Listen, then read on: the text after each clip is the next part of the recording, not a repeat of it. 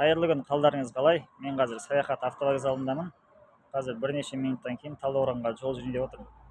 Және де ойыма бір нәрсе түсіп отыр, соны айтқым келіп отыр. Қазіргі кезде мұғалімдер арасында көп айтылады, иә, партияға кіру керек екен, Аманат партиясына, әйтпесе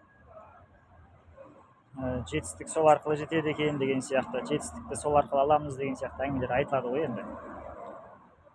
Мына нәрсені сіздер естеріңізде ұстасаңыздар екен деймін. Сіздер өздеріңіздің құқықтарыңызды білсеңіздерші. Конституцияның 23 бабы бар, иә. Конституцияның 23 бабы бойынша сіздер партияға кіресіздер ма, кірмейсіздер ма, ол өздеріңіздің құқықтарыңыз.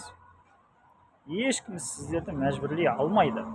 Одан кейін саяси партияға байланысты Конституцияның 4 бабы бар. Ол жерде де анық жазылып тұр.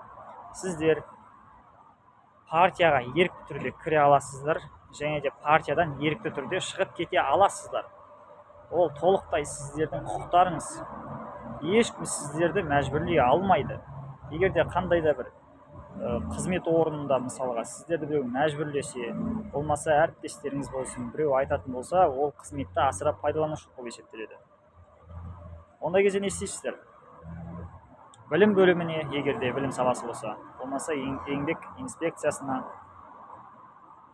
одан кейін прокуратураға шағымдансаңыздар, ол құқық қорғау органдары толықтай сіздерді қорғайтын болады. Себебі барлығы заңға бағынады, заң ортақ.